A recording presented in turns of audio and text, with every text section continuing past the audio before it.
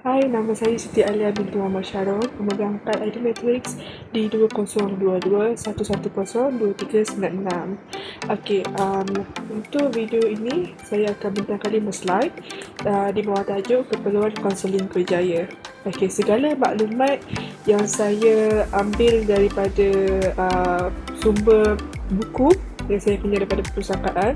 Semua rujukan itu yang tertulis adalah buku perkembangan kerjaya teori dan praktis Siddiq Muhammad Noor. Okey, kita ke slide seterusnya. Okey, untuk slide yang pertama, saya akan jelaskan sedikit mengenai pengenalan dahulu. Pengenalan kepada kaunseling kerjaya iaitu satu proses interpersonal yang direka bentuk untuk membantu individu-individu yang mengalami masalah perkembangan kerjaya dalam kurungan Brown dan Broad 1986. Itu adalah definisi oleh Brown dan Broad. Seterusnya, kaunseling kerjaya juga adalah proses psikologi sepanjang hayat yang berinteraksi secara dinamik dengan peranan lain dalam kehidupan. Kaunseling kerjaya memerlukan satu pendekatan yang lebih menyeluruh dan lengkap. Kaunseling kerjaya dilaksanakan oleh kaunselor yang bertauliah dan berpengalaman dalam menjalankan kaunseling kerjaya ke atas klien. Kenapa? Kerana kaunseling kerjaya ini perlu memiliki kemahiran dalam mencari dan mengumpul maklumat untuk membantu klien membuat pilihan kerjaya. Makanya kaunseling kerjaya itu perlulah seorang yang bertauliah dan berpengalaman dalam membantu klien dalam kerjaya lah. Terutamanya mereka yang mungkin masih keliru dalam kerjaya yang mereka boleh ceburi, dan juga pilihan kerjaya yang mereka boleh lihat. Okay. Itu untuk slide yang pertama. Kita masuk ke slide yang kedua. Okey, untuk slide yang kedua ialah sejarah. Okey, sejarah kaunseling kerjaya bermula pada awal tahun 1987 iaitu semasa revolusi perindustrian. Revolusi perindustrian yang mencetuskan perkembangan positif dalam kalangan masyarakat waktu itu sebab wujudnya peluang pekerjaan baru yang memerlukan tenaga buruh dalam bidang-bidang tertentu dalam industri. Bidang industri luas ketika itu dan mereka memerlukan tenaga buruh yang mahir dalam bidang-bidang industri macam ketika itu industri penyimpanan makanan, industri buruh tenaga dan segalanya kan. Jadinya mereka memerlukan tenaga buruh yang ada spesifikasi dalam bidang-bidang industri tersebut. Okey, keadaan ni menarik minat para psikologis untuk mengkaji tingkah laku manusia dan perbezaan individu dalam pilihan mereka membuat pilihan kerjaya. Dan para psikologi itu adalah ialah Francis Galton daripada England, Wilhelm Wundt daripada Jerman, Alfred Binet dan V. Henry daripada Perancis. Bimbingan kerjaya ini bermula di setting pendidikan pada tahun 1898 hingga tahun 1907 di mana James B. Davis yang memulakan perkhidmatan sebagai kaunselor dengan mengamalkan perkhidmatan kaunseling pendidikan dan vocational. Ini adalah menurut Zenker 2002. Kenapa setting pendidikan merupakan tempat awal untuk kaunseling kerjaya bermula? Kerana di peringkat sekolah itulah para pelajar akan didedahkan dengan dunia pekerjaan apabila mereka tamat waktu persekolahan mereka ketika itu. Dan ketika itu juga James B. Davis ni berazam untuk mendedahkan pelajar-pelajar ketika itu dengan dunia kerjaya lebih awal melalui kaunseling pendidikan dan vocational. Perkembangan alat-alat ujian mula wujud pada tahun 1900 hingga 1940 yang banyak dipengaruhi oleh William Wundt dan diikuti oleh Clapin dan Evan Case, yang mana mereka memberi penilaian kepada gerakan dalam penilaian. Dan manakala James Carter memulakan ujian kecerdasan mental. Ujian-ujian ini penting kerana melalui ujian-ujian inilah kaunseling kerjaya boleh menganalisis maklumat peribadi dan juga personaliti klien dan madankannya dengan personaliti kerjaya yang sesuai dengan diri mereka. Okey, untuk slide sejarah. Masuk ke slide seterusnya iaitu slide keperluan kaunseling kerjaya secara asas ataupun secara umum. Okey, yang pertama poinnya ialah kaunseling kerjaya perlu mengenal pasti klien yang tidak dapat membuat keputusan akibat mengalami masalah psikologi dan klien yang tidak dapat membuat keputusan kerjaya kerana kekurangan tentang maklumat kerjaya. Okey, kaunseling kerjaya ni dia tidak terhad kepada konsulen kerjaya sahaja. Okey, oleh sebab itulah mereka ini perlulah sangat-sangat bertauliah kerana mereka ni yang akan menjalankan konsulen kerjaya, dan apabila mereka membuat penilaian dan mendapati bahawa individu itu mengalami masalah psikologi dalam membuat pilihan kerjaya, mungkin itu datangnya pada diri klien itu sendiri. Makanya konsulen kerjaya perlu menjalankan konsulen individu dahulu sebelum melaksanakan konsulen kerjaya. Okey, yang kedua ya, konsulen kerjaya membantu klien mendapatkan maklumat kerjaya sejajar dengan minat, bakat dan keupayaan dan pencapaian akademik. Menurut Holland dan Dixon dan Michelle 1981, individu akan mencari sekretariat kerja yang selaras dengan minat mereka. Keselarasan pekerjaan dengan minat akan memberikan kepuasan yang lebih. Maksudnya di sini ialah apabila konsulen kerjaya berjaya memadankan personaliti klien dengan personaliti kerjaya berdasarkan penilaian mereka yang dah diambil dikumpul daripada ujian penilaian yang dilaksanakan ke atas klien mengenai kerjaya pilihan yang boleh dicuburi oleh klien, maka klien akan mengalami kepuasan kerjaya yang lebih. Seterusnya, asas konsulen kerjaya bagi konsulen kerjaya adalah mengenal pasti kerjaya sesuai dengan minat kerjaya klien. Konsulen kerjaya membantu klien menyelesaikan masalah pemilihan kerjaya dan memberi klien pendedahan mengenai jenis kerjaya yang terdapat di sektor awam dan sektor swasta. Berkemungkinan besar, kebanyakan klien yang datang kepada konsulen itu memiliki zero pengetahuan mengenai jenis-jenis kerjaya atau bidang-bidang kerjaya yang terdapat di pasaran, kerana ketika kini dengan zaman yang berkembang,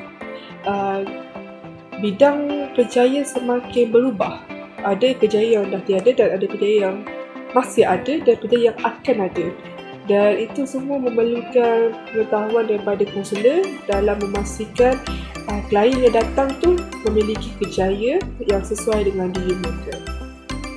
Okey, seterusnya. Untuk slide seterusnya ialah keperluan terhadap konsulen kerjaya. Kenapa? Okey, ini adalah berdasarkan tajuk saya, itu keperluan terhadap konsulen kerjaya.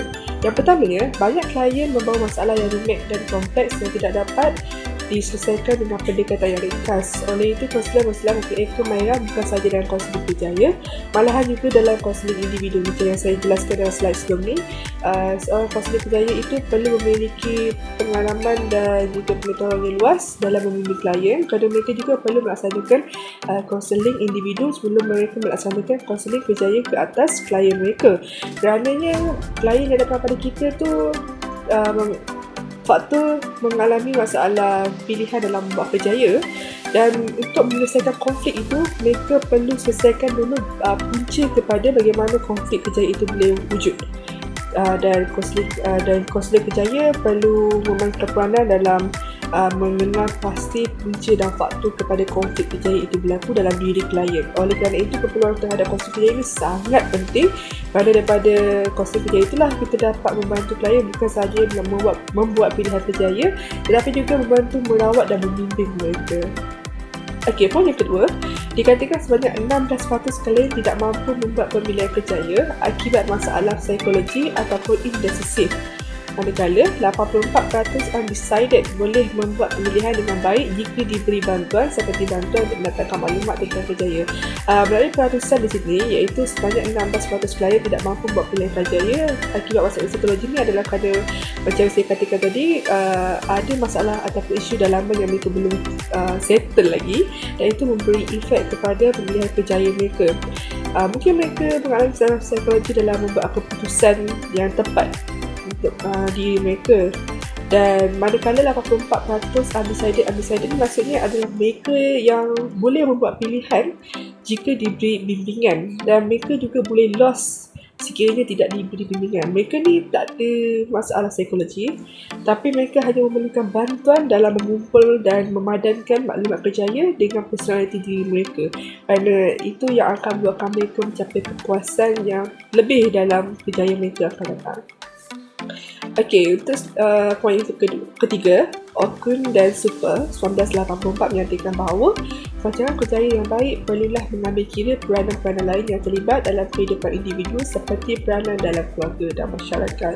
Okey, melalui konsulen kerjaya ini, kita dapat lihat keperluannya adalah kita dapat membuat rancangan kerjaya membuat perancangan kerjaya yang akan memberi kesan kepada diri kita dan juga orang sekeliling kita, dan untuk memastikan perancangan kerjaya itu berjalan dengan lancar dan berkesan, konselor perlu mengambil kira peranan-peranan lain yang ada dalam kehidupan klien, contohnya ahli keluarganya dan masyarakatnya.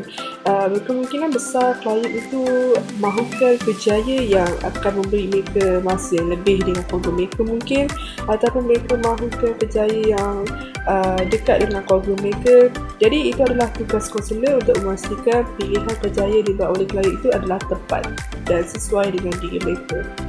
Okey. Dan poin yang keempat iaitu kajian terkini menunjukkan bahawa kesihatan mental adalah berkaitan dengan isu kerjaya. Sebelum itu, konselor perlulah mampu mengatasi klien yang mengalami masalah-masalah tersebut dan perlu diselesaikan sebelum sesi konseling kerjaya dijalankan. Sama seperti yang saya jelaskan mengenai konseling kerjaya, konselor perlu menjalankan konseling kerjaya dahulu, baru laksanakan konseling kerjaya. Konseling individu dan konseling kerjaya. Okey, kerana apa? Macam yang kita dapat lihat di sini, kajian terkini menunjukkan bahawa kesihatan mental adalah berkaitan dengan isu kerjaya. Kebanyakannya zaman kini berkaitan dengan isu kerjaya. Kerana apa? Jika kita lihat banyak graduan-graduan yang baru graduate dan juga mereka-mereka yang hendak menukar kerjaya, mereka merasakan mereka tidak mempunyai pilihan kerjaya yang sesuai dengan diri mereka dan mereka sukar merebut peluang pekerjaan di pasaran kerana pertamanya mungkin pendidikan mereka yang tak padan dengan kerjaya yang mereka mahukan. Keduanya mungkin juga peluang pekerjaan yang mereka mahukan itu adalah terhad, dan kadang-kadang ini akan lead kepada pengangguran keadaan pengangguran akan meningkat dan ini akan memberi kesan kepada ekonomi negara.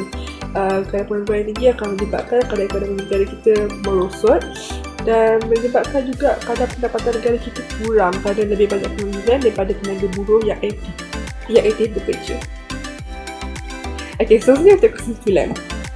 Okey, untuk kesimpulan, konselor kerjaya mengatakan perkhidmatan yang diberikan oleh konselor kepada klien dalam mengatasi masalah yang berkaitan dengan kerjaya sepertinya kekeliruan kerjaya, tekanan kerjaya, perkembangan kerjaya, perubahan kerjaya, isu kerjaya yang wujud di tempat kerja, contoh macam sexual assault, tidak adil dalam kenaikan pangkat dan pemberian gaji dan sebagainya. Okey, keadaan isu-isu seperti ini lead kepada betapa pentingnya konseling kerjaya itu perlu ada, dan seperti yang cakap, keperluan kerjaya itu pentinglah untuk membantu klien mengatasi isu-isu yang telah disebut seperti tadi.